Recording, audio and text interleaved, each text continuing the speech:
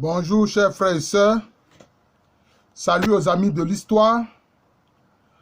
Nous reprenons la série de vidéos sur l'essence de noms de peuples et de royaumes akans. Alors il y a un royaume qu'on appelle Nkoranza. C'est un royaume qui est né sur une partie du royaume Bono. Lorsque les Ashantis ont conquis le royaume Bono entre 1722 et 1723. La partie orientale du royaume Bono a été cédée à une famille d'origine Ashanti. Ce sont des Amakom. Des Amakom, dont le clan royal était clan Asséné. D'ailleurs, ceux-là, ils avaient d'abord été des réfugiés qui ont demandé asile au roi du Bono. Mais quand l'Ashanti a attaqué le Bono entre 1722 et 1723, l'un de ces réfugiés Amakom, qu'on appelle Bafou Pim, a retourné sa veste contre son suzerain, le roi du Bono, a pris le parti des Ashantis, le parti du roi Opokuware. Et quand les Bono ont été vaincus, les Ashantis lui ont permis de créer, donc, sur une partie du territoire Bono, le royaume de Nkoranza. Il y a des Nkoranza qui sont venus dans l'actuelle Côte d'Ivoire. Ils se sont installés dans l'Agni Bona. Ils se sont installés en pays Ano. Voilà. Nkoranza veut dire simplement les trois vieillards. Nkoran, c'est les vieillards. Nsan, c'est trois. Les trois vieillards. Pourquoi est-ce que Bafou Pim a appelé le royaume qu'il a créé ainsi?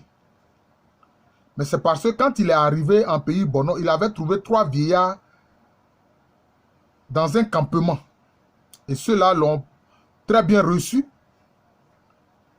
Et c'est ainsi qu'il a appelé son royaume Nkoranza. Vous voyez? Alors que lui-même, il a été traître vis-à-vis du roi du Bono. Il y a la Dansée. Au départ, la Dansée n'était pas un royaume unitaire, non. C'était plusieurs chefferies indépendantes les unes des autres.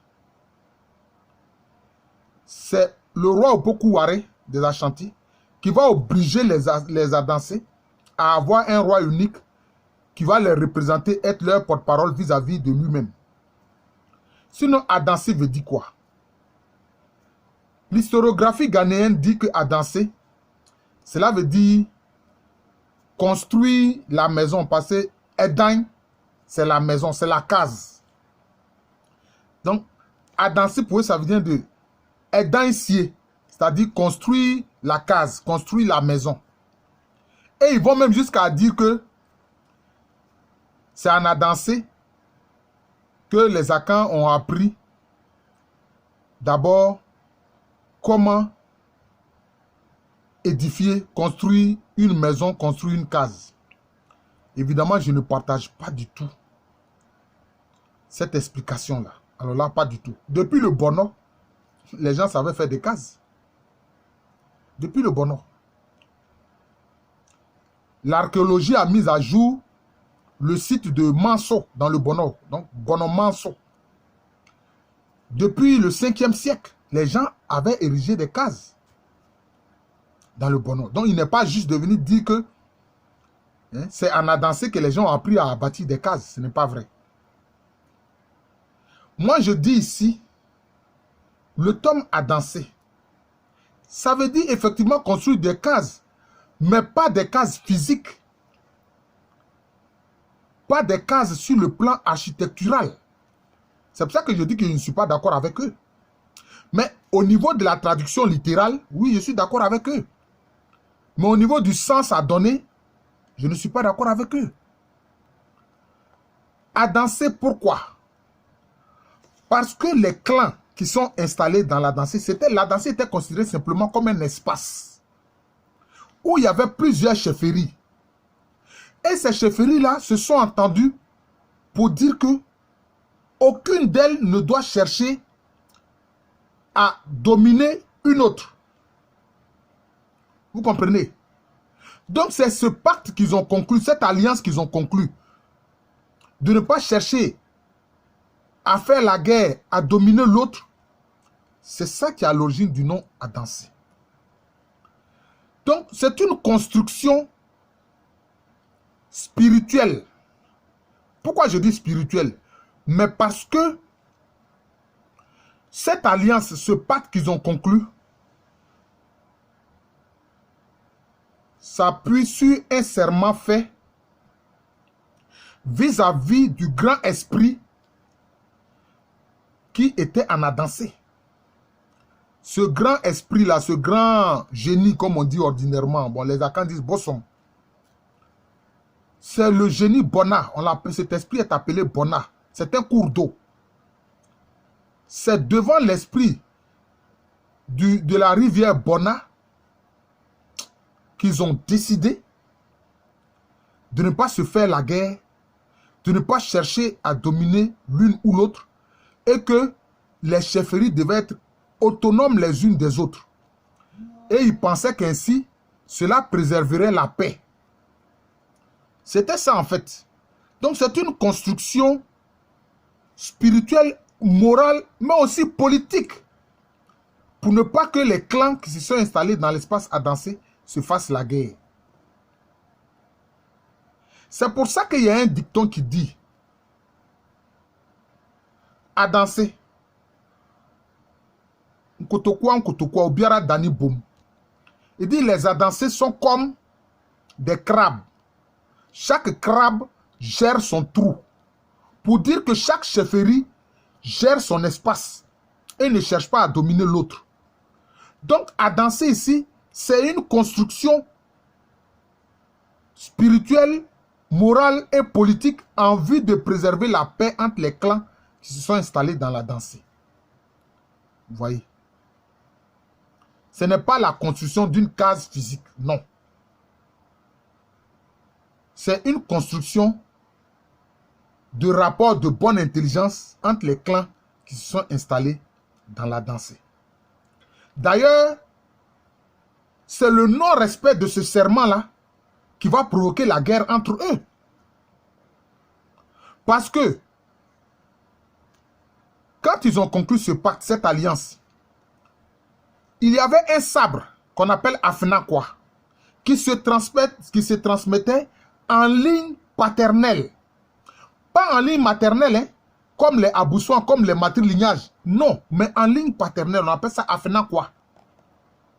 Donc le détenteur du moment de ce sabre-là, quand une autre entité politique attaquait les Adansés se regroupaient derrière le détenteur de l'Afnakwa, du sabre Afnakwa, pour résister, pour faire la guerre. C'est comme ça. Et quand Euradé Bassa était le détenteur de l'Afnakwa, il a voulu changer les règles du jeu. Il n'a pas voulu respecter cette constitution que les gens ont mis en place. Comme il y a des gens qui ne respectent pas la constitution. Et quand on ne respecte pas la constitution, ça crée des troubles. Il a voulu que les autres chefs là, pour le rencontrer, passent par un de ses serviteurs. C'est-à-dire ce qu'on appelle un ou bien un Jassefo. Les autres chefs ont dit, ah non, Euradé Bassa. Mais nous sommes tes égaux. Nous sommes tes égaux. Tu n'es pas au-dessus de nous. Pour nous obliger à passer par un de tes serviteurs pour te parler. Ah non. Nous ne pouvons pas accepter ça. Et surtout, ceux qui n'ont pas voulu de cela, ce sont les Dankira. C'est eux donc qui ont pris la tête de la fronde contre Euradé Bassa, qui était du clan Asséné. D'ailleurs, ce clan est appelé aussi Kona Asokori. C'est ce qui d'ailleurs explique que vous avez le nom Assini à Assinia. Voilà. En fait, c'est le nom d'un matriclan à Caen. Hein? C'est le nom d'un matriclan à Caen. On a dansé En Ashanti, on appelle ça Asene. Il y a d'autres qui appellent ça Kona Asokore. Voilà. Et les Dankira ont dit, ah non, Euradé Bassa, on ne va pas se soumettre à toi. Tu ne veux pas respecter la constitution de la Dansé, qui veut que les chefferies doivent être autonomes les unes des autres, qu'aucune ne doit chercher à dominer l'autre. Et toi, tu veux que nous venions te faire allégeance. On refuse. Ça a provoqué une guerre. Et le Dankira a été vainqueur. Beaucoup d'autres chefferies se sont mises derrière Euradé Bassa, mais le Dankira a été vainqueur. Donc, à Dansé, c'est la construction, je peux dire, d'un édifice de paix. Voilà, c'est ça. Mais ce n'est pas la construction d'une case. Malheureusement, d'ailleurs, ça n'a pas fonctionné. Bon, malheureusement. Le troisième nom que nous allons expliquer, c'est le nom Etsi.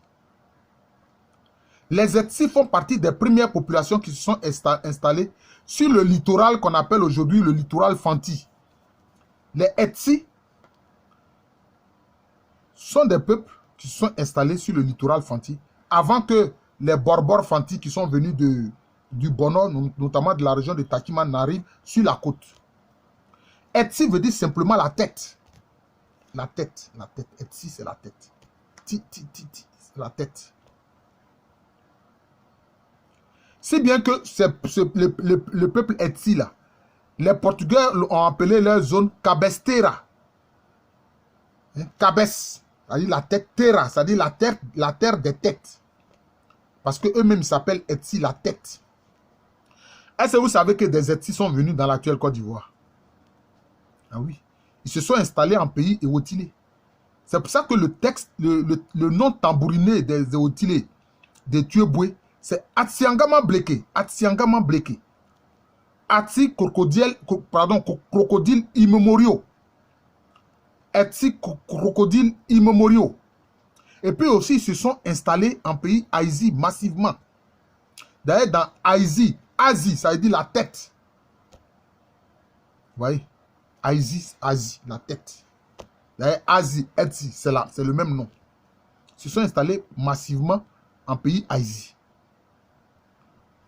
Ils sont arrivés dans la zone actuelle du pays Otilé, pays Bétibé, dans la région d'Adiaké, la zone lagunaire d'Adiaké, entre les 12e et 13e siècles.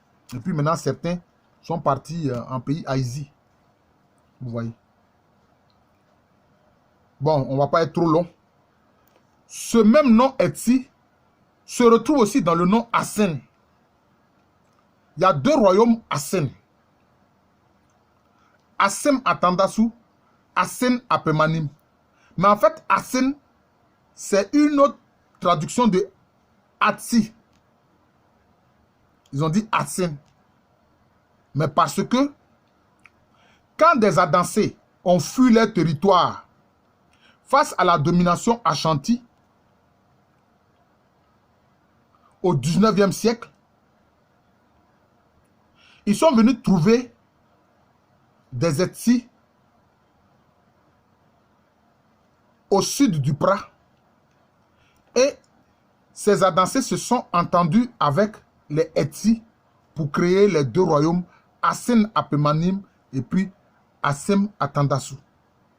Parce qu'ils ont trouvé les Etsi d'Andoué et puis les Etsi de Bosumandui. Voilà, donc Assen, ça veut dire simplement aussi, ça vient de Etsi, la tête. D'ailleurs, Apé Manim, ça dit tu as aimé mon visage. Apé, aimé, Nim, le visage. Vous voyez. Donc c'est ça, ça vient simplement de Etsi Assen. Le dernier nom que nous allons expliquer, parce que vous voyez que quelquefois ces explications prennent du temps. Hein? Voilà. C'est le nom Kwaou.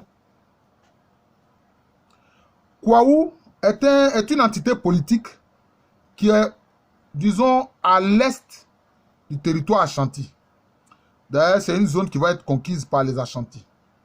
Là aussi, le Kwaou, anciennement, il y avait plusieurs clans qui étaient indépendants les uns des autres et qui se faisaient régulièrement la guerre. Parce qu'eux, ils n'ont pas trouvé un modus vivendi pour vivre en bonne intelligence, pour cohabiter en paix. Ils se faisaient régulièrement la guerre. Donc, c'était ça. Il y avait des clans d'origine d'Antira, il y avait d'autres. Il y avait différents clans qui étaient dans le Kwaou. D'ailleurs, c'est encore le même roi des Ashanti Opoku Ware qui va aider au Diawo, qui lui est du clan Tena, qui en Ashanti est appelé Bretuo. C'est lui qui va lui permettre d'être le roi de l'ensemble du Kwaou. Ouais. C'est Opoku Ware qui va lui permettre de faire cela. Ouais. Mais le Kwaou, le nom Kwaou vient de quoi? Mais ça vient de la situation que ces clans vivaient, parce que ces clans se faisaient la guerre en permanence. Donc quoi, ça vient de guerrier, de guerre, où il y avait tellement de conflits qu'ils ont dit Kwaou, ça dit la guerre meurt. Bon, quand la guerre meurt, cela veut dire qu'on veut que la guerre s'en aille. On veut que la guerre disparaisse. C'est de là que vient le nom Kwaou. Kwaou, guerre meurt. C'est comme ça. Guerre meurt. Voilà. C'était leur souhait. Mais malheureusement, il se faisait la guerre entre clans. Jusqu'à ce que le roi Opoku Ware aide au Diawo du clan Tena à avoir la supériorité militaire sur les autres clans et à devenir, disons, le premier roi du Kwaou. Sinon, avant cela, les clans étaient autonomes, indépendants les uns des autres et se faisaient la guerre. Je vais m'arrêter à cette explication-là. Ça fait, je crois,